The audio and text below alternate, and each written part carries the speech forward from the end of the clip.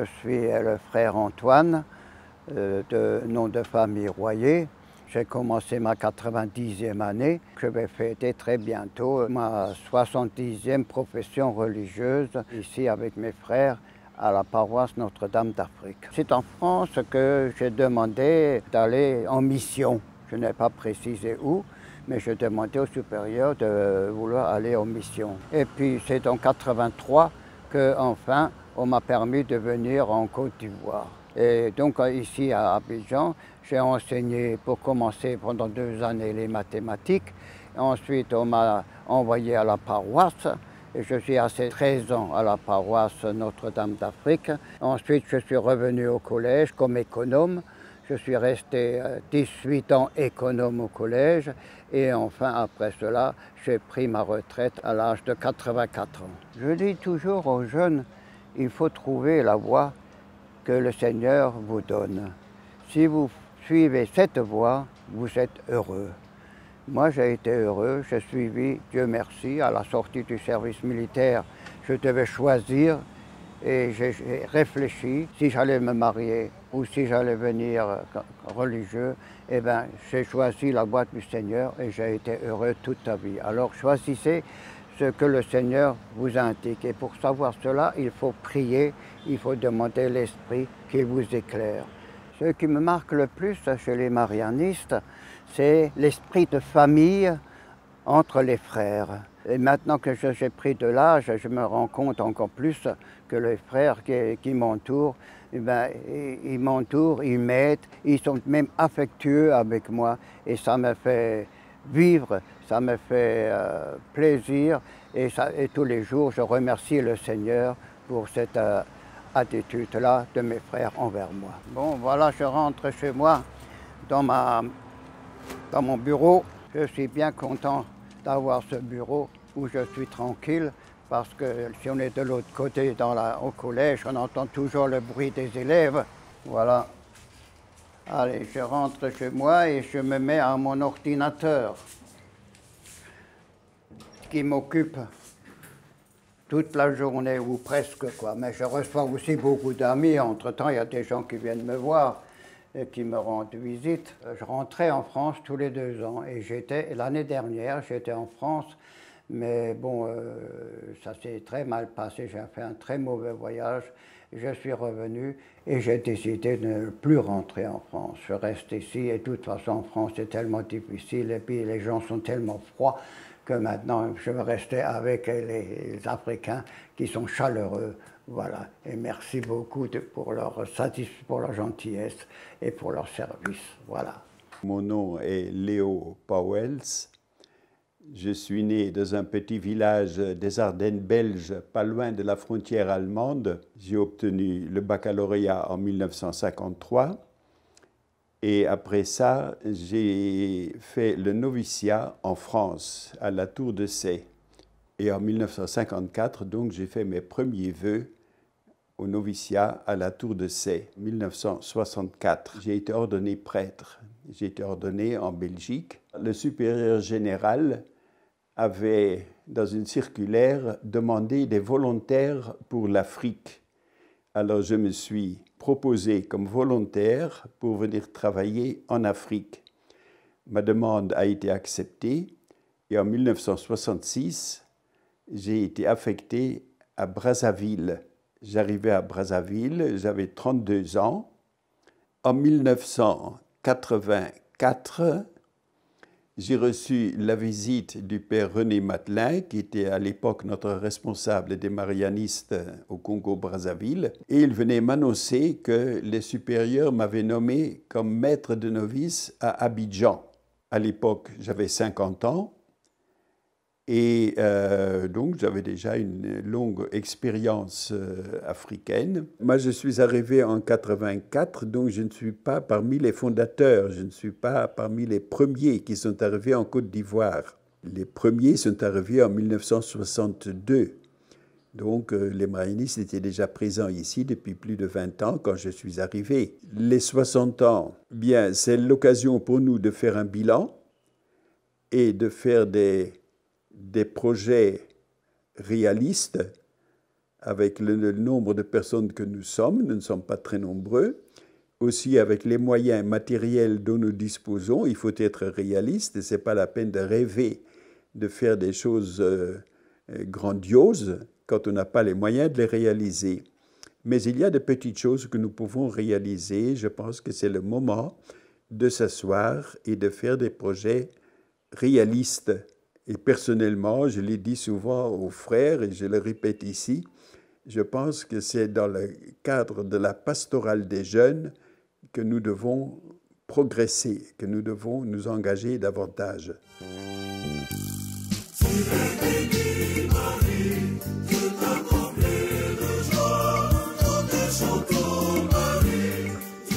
L'Église de Côte d'Ivoire est très vivante. Il y a beaucoup de choses qui se passent.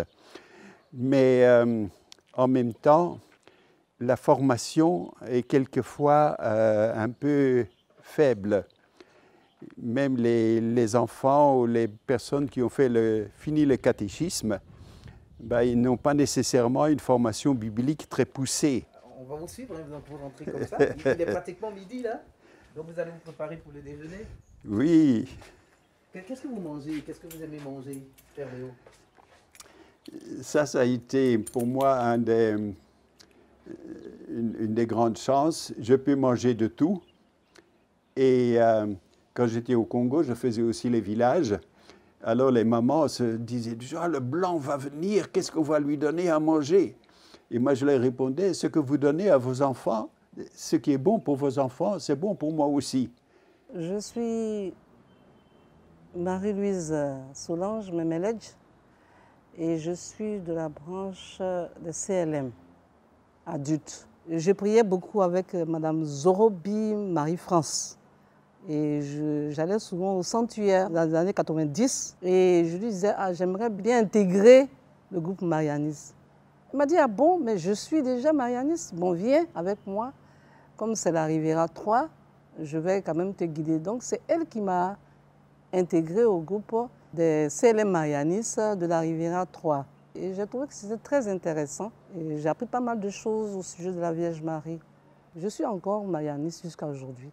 Et j'encourage les jeunes à y rester, à demeurer, parce que non seulement on apprend aux autres qui est Marie, mais on se découvre soi-même comme enfant de Marie. Et on apprend à s'éduquer. Les gens disent on ne change pas, mais je crois que si. Moi, j'ai beaucoup changé. J'étais très nerveuse, rancunière, mais avec le suivi de Marie, avec la formation que j'ai reçue, chaque fois que j'allais avec la formation des frères, que nous recevons chaque année, j'ai compris que Marie était l'exemple à suivre et à imiter vraiment dans sa vie. Et je pense que je n'ai pas raté cette éducation-là. Et aujourd'hui, je peux dire, je connais mieux Marie que quand je rentrais au départ. J'ai seulement une chanson dans mon cœur qui dit « Dans le ciel, nous avons une mère. Elle veille et surtout nous éclaire pour chanter Dieu amour notre Père. Notre cœur s'est tourné vers notre Mère et du ciel. » Je m'appelle Marie-Lucie Broukoum. Je suis togolaise et je suis fille de Marie Immaculée, une des 4 branches de la famille marianiste. Je suis à Cocody ici depuis le mois de septembre. Je suis rentrée chez les marianistes en 1990 comme débutante, comme postulante, comme pré-postulante, postulante. J'ai fait les premiers vœux en 1993. Après le noviciat, je suis venue au Scholastica ici, en Côte d'Ivoire, à Cocody ici. J'ai fait l'ICAO, dans le temps c'était l'ICAO. Donc après ça, après l'ICAO, je suis allée travailler avec nos frères, chez nos frères marianistes à Biétry, au Collège Notre-Dame d'Afrique, comme secrétaire. Donc j'ai fait là-bas pour un temps et après je suis repartie au Togo.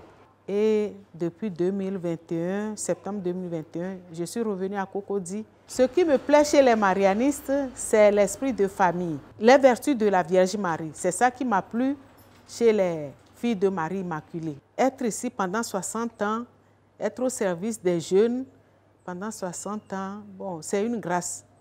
Et je sens que le Seigneur accompagne les frères dans leur mission. Que le Seigneur nous aide à vivre encore 60 ans. Les frères qui seront là, les sœurs qui seront là, que l'œuvre que les frères ont entreprise perdure et que ça aille de l'avant, qu'elle aille de l'avant, que cette œuvre aille de l'avant. Je suis Sylvain Bangré, membre de la communauté laïque marianiste Notre-Dame de toute grâce du collège Saint-Jean Bosco. Les marianistes et moi, nous sommes arrivés pratiquement en même temps en Côte d'Ivoire, en 1961, année de ma naissance. Depuis l'école primaire, le père Rosaire Côté, qui était notre aumônier à l'école primaire, c'est lui qui nous a préparés pour les sacrements de l'initiation chrétienne. À l'époque, on parlait de fraternité marianiste. C'est seulement au collège que nous avons su que c'était une communauté religieuse marianiste. Et c'est bien plus tard, en 1981, que j'ai su que dans la famille marianiste, il y avait une branche laïque. Il est vrai que quand moi je commençais en 1982, il n'y avait pas beaucoup de comités laïques marianistes en Côte d'Ivoire. Si mes souvenirs sont bons, il n'y en avait que 2. Un à Bosco et un à Notre-Dame d'Afrique. Initialement, il n'y avait que des garçons. C'est par la suite, autour des années 85-86, que des femmes ont intégré notre comité laïque à Bosco. Et partout où vous passez, vous sentez que les marianistes ont quand même beaucoup travaillé dans l'éducation. On a produit de bons fruits. Et comme je le dis, on est un peu trop discret parce que même ceux qui sont sortis de chez nous, des leaders, ne se font pas voir, malheureusement. On gagnerait peut-être à organiser une grande rencontre où on va inviter tous nos anciens élèves qui sont devenus des cadres aujourd'hui pour qu'on puisse également savoir que la Société de Marie a beaucoup formé pour l'Afrique, pas seulement pour la Côte d'Ivoire, mais pour l'Afrique. Parce que dans nos établissements, il y avait de toutes les nationalités. Chez les religieux, vous remarquez qu'il y a de moins en moins de vocations. Et cela me fait un peu peur. Mais comment attirer des vocations, cela est un peu le souci de tout le monde. Il n'y a pas seulement que chez les religieux, mais également chez nous laïcs. Il n'y a pas ce même engouement qu'il y avait dans les années 90. Dans les années 90, quand on organisait des retraites au niveau des laïcs marianistes, on n'était pas moins de 150 à participer aux retraites. Aujourd'hui, quand on va aux retraites des laïcs marianistes, on a à peine une vingtaine. Quand on est nombreux, c'est une trentaine.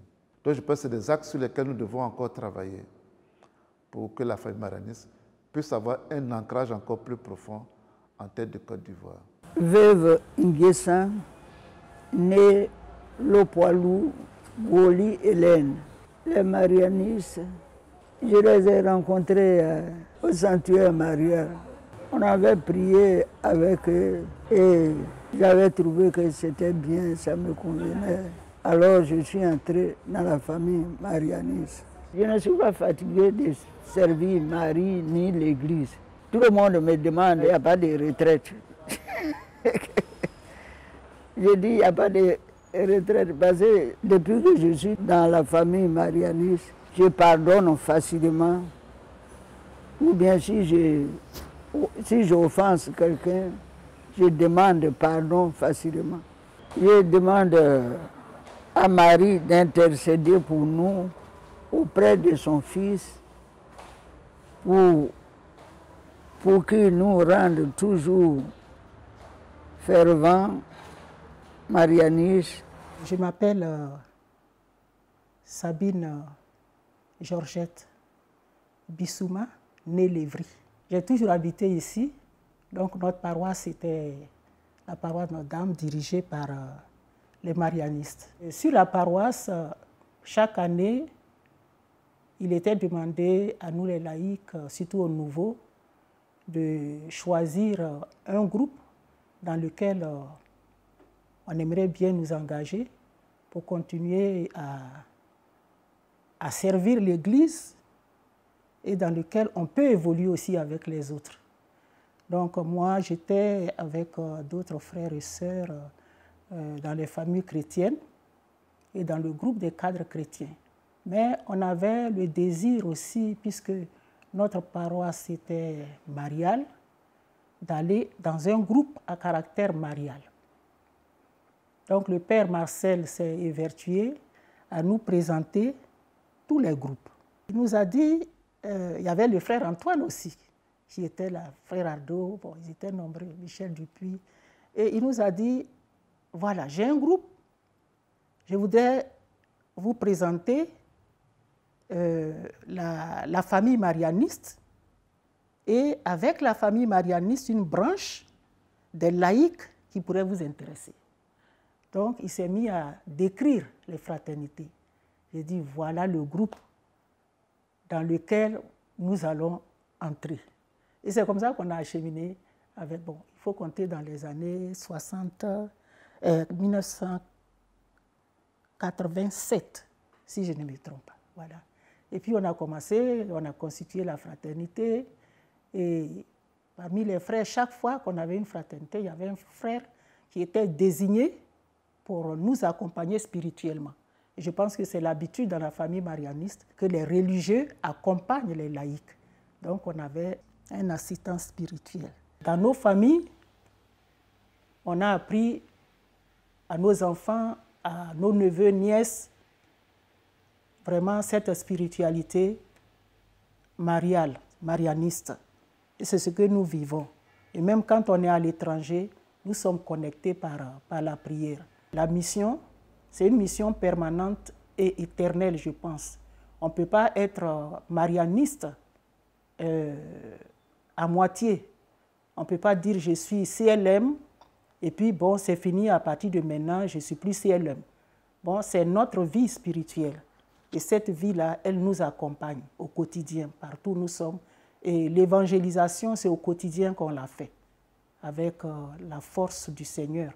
Et on sait que sans le Christ, on ne peut rien faire. Et je dis merci aussi à notre regretté Monseigneur le cardinal, Monseigneur Yago, d'avoir fait appel aux marianistes pour la Côte d'Ivoire.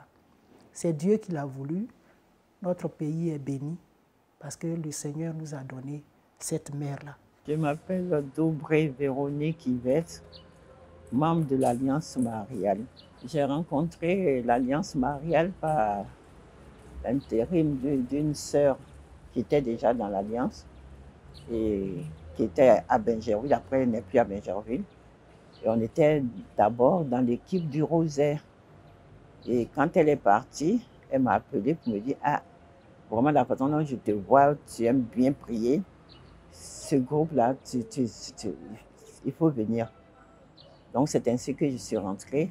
Nous avons fait d'abord une première retraite. On était parti à Tanda. Et là, vraiment, j'ai vu la vie de marianistes, surtout le Père Léo, parce que c'est lui qui était avec nous. Alors, quand on est revenu de Tanda, je me suis dit, bon, voilà où le Seigneur veut que je le serve. Donc c'est ainsi que je suis rentrée dans l'Alliance. Les marianistes sont vraiment très fraternels. Et surtout, ce qui m'a frappé, c'est l'unité entre les religieux, les prêtres, les laïcs et tout. Et là, ça m'a fait penser à ma maman. Elle aimait beaucoup les religieux. Elle s'occupait tellement des prêtres. Elle voulait un enfant prêtre. Le Seigneur n'a pas voulu que ça soit ainsi. Et maintenant, quand je suis rentrée dans l'Alliance, elle était tellement heureuse. Alors je me disais, mais pour une simple laïque consacrée, maman est tellement heureuse. Alors je ne sais pas. Mais c'est tout dernièrement quand le pape a dit que les laïcs consacrés sont très importants dans l'Église. J'ai dit, ah, mais c'est vraiment pour maman. Elle avait raison, elle de dire que vraiment elle était heureuse de voir que le Seigneur ne lui a pas donné un prêtre vrai, mais au moins un petit quelque chose à côté. Donc je suis vraiment très, très, très heureuse dans la famille marianiste. Dans l'Alliance mariale, nous, petites sœurs qui sont après nous là, en tout cas, elles sont très dynamiques et puis c'est vraiment, on voit que c'est ça, la relève est assurée. La relève assurée. Et ça sera assuré parce que maman Marie est là. Si tout le monde connaissait Marie, le monde allait être merveilleux. Moi, je m'appelle Berthe Zavadogo. Très tôt, ma maman m'a initiée à la Vierge Marie. Quand je partais en France en 1951, elle m'a dit, ma fille, n'aie aucune crainte, rien ne t'arrivera de mal, car je suis au pied de la Vierge avec mon chapelet. Et en effet, j'ai senti tout au long de mes études en France la protection de la Vierge Marie. Donc quand je suis arrivée en Côte d'Ivoire, notre maison est toujours derrière la paroisse. C'est le marianisme. C'est tout naturellement que j'ai été vers eux. C'était les pères marianistes qui étaient à la paroisse et ils nous ont initiés, ils nous ont appris tout de suite comment être enfant de Marie, ils nous ont encadrés. En 92, nous avons eu la grâce d'être consacrés à Marie dans la famille marianiste. Maman Marie, c'est en fait tout dans ma vie. Bien que je sois mariée à un homme de la religion musulmane, mon mari m'a toujours aidée. Il a été beaucoup dans ma vie chrétienne. Nos enfants, c'est lui qui les a amenés au catéchisme. Et tous nos enfants sont chrétiens. Moi, à chaque fois que je vais à l'église, il m'accompagne. Nous avons une vie pleine. Et je sens la main de Dieu, la main de la Vierge Marie dans tout ce que je fais. Par exemple, mon mari a été malade. À un moment, il ne pouvait plus marcher. Et le père Mathieu, qui était à l'époque recteur du sanctuaire, est venu ici. Il a prié, il nous a offert la statue qui est là. Et quelques temps après, mon mari a été guéri, il a pu marcher. Je vais le rejoindre. Ça fait depuis 60 ans que nous sommes mariés et qu'il m'a beaucoup aidé pour pratiquer ma religion. Il n'a pas été un frein du tout, au contraire, il a été un moteur. Elle m'a encouragé dans ma foi de musulman. Alors pourquoi moi je ne l'encouragerais pas dans sa foi de chrétienne? Je vous donne un exemple. Le pèlerinage à la Mecque. J'étais en retard. C'est elle qui m'a payé le billet. De mon côté, eh bien, j'ai trouvé du travail où? À Rome, où il y a le pape. Je pourrais chanter. Comment rendrai-je au Seigneur tout le bien qu'il m'a fait? J'élèverai la coupe du salut en invoquant le nom du Seigneur. Je suis le père Abou Yapi Mathieu, religieux marianiste. Mon entrée chez les marianistes s'est passé le plus simple possible.